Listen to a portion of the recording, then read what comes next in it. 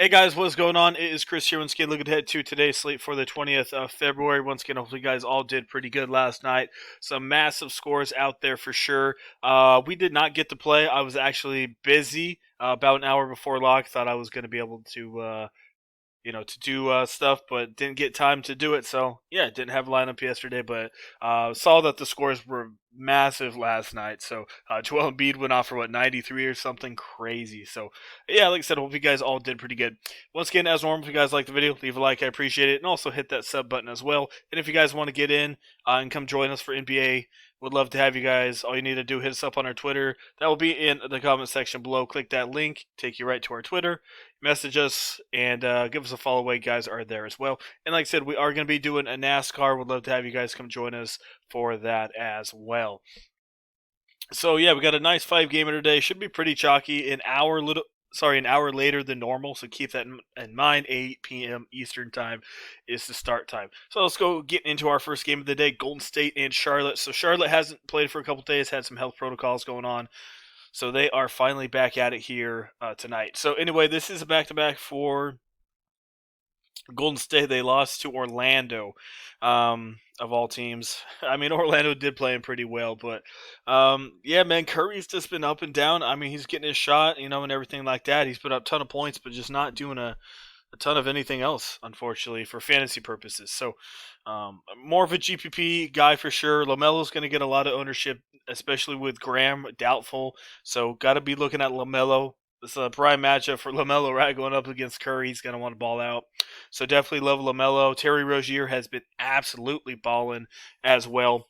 This guy's been confident, taking a ton of shots, and looking pretty good as well. As I said, Graham is probably doubtful in this one, and Charlotte still has a couple guys on the protocol list. I think both of the Martin brothers are on it. I don't mind Malink Monk here. One of the main guys kind of off the bench. Don't know how many minutes he'll get in this one, but still think he'll get about 21, 22 minutes, more of a GPP play. Hayward's probable. You can give him a look. I don't have a ton of him. One guy that has been doing pretty good, and I hate to say this, but Kelly Oubre's been looking pretty good. His shot's been looking pretty solid, but like I said, every time I pick the dude, he goes off for 4 points. So keep that in mind. I'll probably play him today, so if you don't want to play him, don't blame you. But on paper, he's in a good spot. Draymond 7-6 is a little much. Could look at him in GPPs. PJ's back.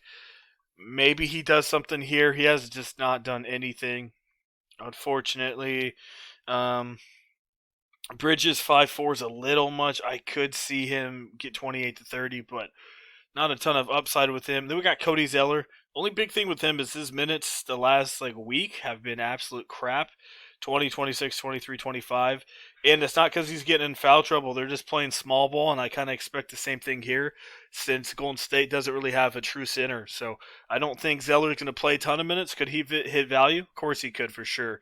But I think his minutes are definitely going to be, 22, 23 minutes here. If he randomly goes off for 27, 28 minutes, well, then you definitely hit a gold mine. So, gotta love that one for sure. Miami and the Lakers, we have a 212 and the Lakers by 3. So, after watching how the Lakers played without AD and Dennis Schroeder, that was bad. I get it, they're missing their 2 stars, but fantasy-wise, really don't want any part of it. I'm looking at LeBron and Kyle. Those are the 2 main guys to look at. Their point guard, shooting guard area is a disaster when it comes to fantasy points. Caruso really doesn't have a ton of upside because he doesn't shoot the ball. Might get a couple steals. He had 3 steals, so that's 9 points. If he didn't have those 9 points, the dude just absolutely sucked. So he definitely relies on defense quite a bit. Not really an offensive guy. You could look at Horton Tucker in GPPs. Good thing about him, he did play 28 minutes, only shot for 3 for 9, but maybe put him in there. His shot, he hasn't really been shooting a ton, even when he's had the opportunity, so I'm a little intrigued by that. Remember in the preseason, this guy was absolutely going off, putting up a couple more shots, so not sure what's going on. Obviously, he has LeBron here, but I thought his usage rate would be going up without Dennis Schroeder and AD, but definitely still worth a look. Like I said, I do like a little bit of James and Jimmy Butler. Everyone's going to have this late game, this Washington game, so I don't think any of the stars from this game are going to be that high owned.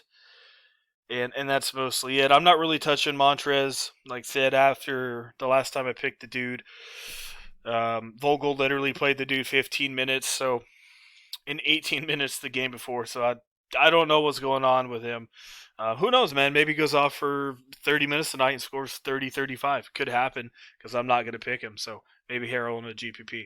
But that is mostly it. Not a ton in that one. Sacramento and Chicago, probably a 223, 224. Sorry about that. Like I said, it's a 2 spread for Sacramento, so should be a pretty good game overall. I could see Fox having a little bit better game. Hasn't been that great recently, but I think he's going to be under-owned. Everyone's going to go to, LaMelo. For good reason, right? LaMelo should outscore him on paper, but in GPPs, I don't mind Fox. Zach Levine at 9.5. People might go to Beal. I don't mind going Zach Levine over Beal here. Beal's still really good, but Zach Levine has been on a heater, man. He's been put up. I mean, look at the shots this guy's putting up. I mean, this is some crazy amount of shots. So I do like him here against Sacramento quite a bit. I would, like I said, pick him over Beal, but still would have a little bit of Beal if you guys are playing multiple lineups. Harrison's questionable. Glenn Robertson fills in for him, but really does nothing. We'll have to see if Rashawn Holmes plays here. I think I read something like he was kind of practicing a little bit before the game last time out, but then he was officially ruled out. So I feel like he could have came back, but they wanted to give him a couple days. So I wouldn't be surprised if Rashawn Holmes is back here. If he's not, obviously gives a bump to Bagley and Bjelica as well. So those two would be in play, and that is mostly it. So main guy I'm looking at, Zach Levine, and obviously if Holmes is out, got to look at Bjelica and Bagley. And then Halberton as well, but he's been absolute trash the last couple games. But who knows? He could come back here. Phoenix and Memphis, no total. Back to back for both these teams. I kind of told you last night to play CP3 and Booker. Chris Paul is the one that did pay off.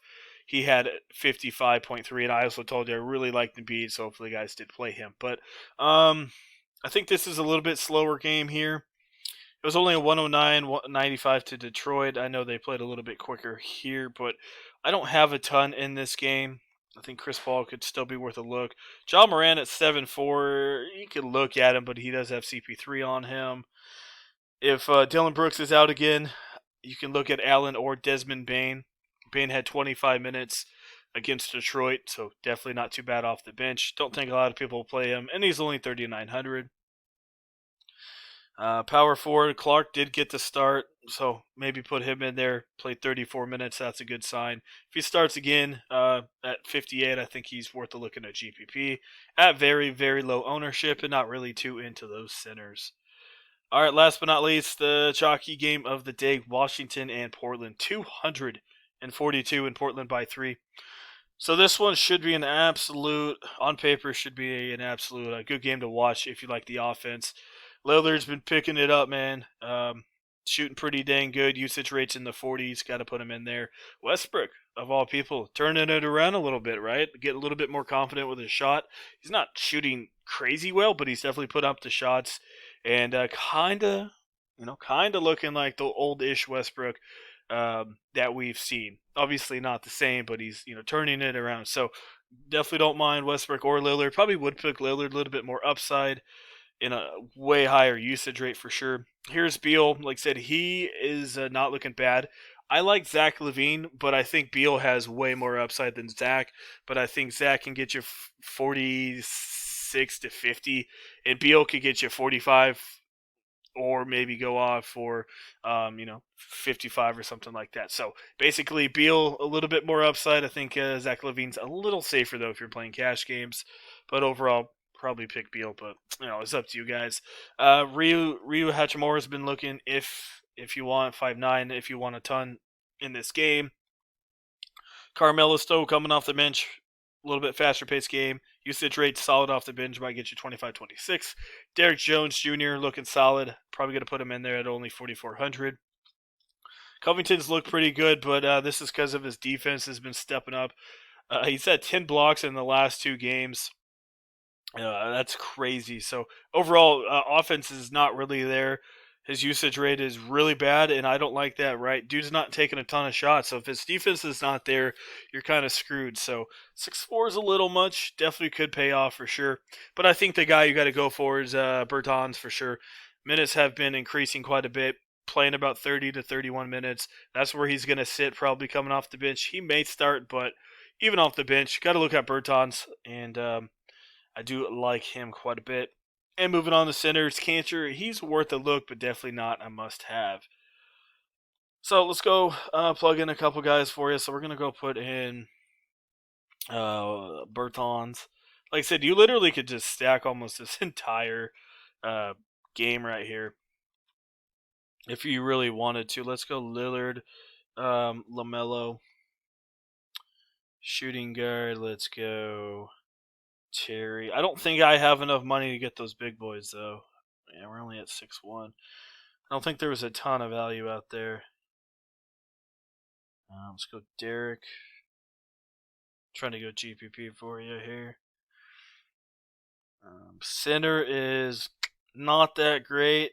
I guess Cody. Like I said, I am worried about that minute upside, but don't trust Harrell. Wendell Carter's getting about 22, 23 minutes. He could be worth a look into GPP, but 5'8", kind of expensive. Whiteside's your wild card play. Absolute trash last time out without Rashawn Holmes. I don't know. Maybe they just didn't play him enough. So obviously Luke Walton's a little up and down there. If you don't want to go Cody and you have the extra money, Enes Kanter is probably your best bet since centers are trash. But I expect a lot of people to be spending down at their center today. Moving on to power forward. Yeah, man. I mean, if Holmes is out, got to look at Bjelica once again. If he is not out, not that great. Jay Crowder could be worth a look. He has been playing quite a bit better as well. Against Phoenix, 4,800. Sorry, against Memphis. As you see, he's been playing a little better. So I guess just for the video, we'll put him in there at 48. That gives you 8-1. Kelly, and then we can go up to Bradley Beal. That gives you 0 left over. That is a solid lineup if you're asking me. Lillard, Ball, Terry, Beal, Derek, Kelly, Bertans, Jay, and Cody. You can maybe change up power forward. Maybe get off of Jay if you want to, but overall pretty solid. Like I said, you can definitely go to Zach Levine if you want. Make a couple switches. Like I said, don't mind Tyrese, Grayson Allen, maybe Horton Tucker, Desmond Bane if you really want to get crazy with it, but I just don't know. I mean, you could go something, like I said, only if Dillon Brooks is out, maybe go something like that, but I don't see a reason to do that, right? LaMelo is probably going to do just as good. The only thing that you would do there is to try to get a center, but centers are just trash. So Val may get it for you, but that's just if you don't want to go down to Cody. Something like that. Definitely a lot riskier for sure. So anyway, that's what we got going on. As normal, if you enjoyed the video, leave a like. I appreciate it quite a bit. And also hit that sub button as well. And if you guys are interested, we'd love to have you guys come join us. We do post on Slack, so definitely keep that in mind. Slack is free to sign up, and that's where we post everything.